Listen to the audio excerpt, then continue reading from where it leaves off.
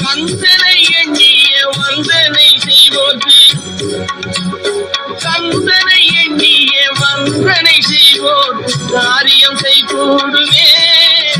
பகை மாறி உறவாடுமே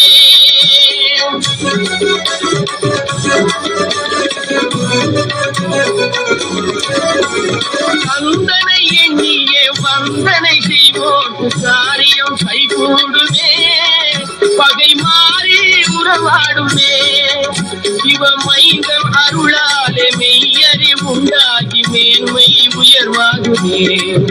ஐயன் முருகனை கூப்பிட்டு